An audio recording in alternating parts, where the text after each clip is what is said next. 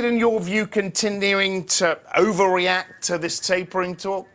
I think the Fed's been really clear about what needs to happen with the data for them to end tapering. And I think we saw with QE1 and QE2 at the ends, the data was rolling over. And I think this time they're not going to let that happen. So I think there is a bit of overreaction. But obviously the situation with Japan easing back against expectations as well means that it's not just the Fed that they're looking at. Even if we see losses in Europe, can the UK, given the stronger data we've seen and the slightly stronger context that we're talking about now, can the UK market break away from the European markets? I think the UK can. As you say, the data is looking a lot better. Valuations on the whole aren't that stretched. And remember, the UK Europe's a very important trade partner, but the UK is very plugged in globally. So I think it will really benefit from the stronger data that we're seeing out of the US. What are you saying for Q2 growth in the UK, and what is the FTSE? Where's the FTSE going to be at the end of the year?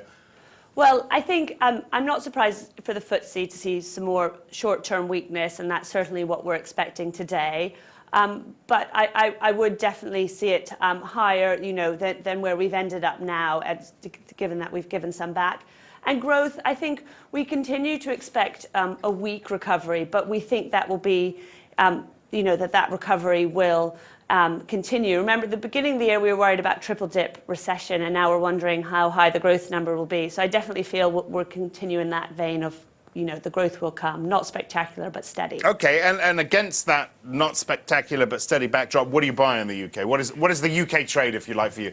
Well, funnily enough, I know you're very negative on Europe, but I think some of the UK companies with exposure to Europe now actually look quite interesting because the expectations are so low in Europe. So I think it was very interesting that National Express has had a big placing overnight. From what we hear, that's going well. That's got a good Spanish operation. So we're starting to look at some of those types of things that actually have some exposure where the valuation is very low, where maybe we think things can't get any worse. And we also like some of the more sort of quality cyclical names as well. Just very quickly, Sainsbury's trading numbers out. Do you like the food retailers in the UK?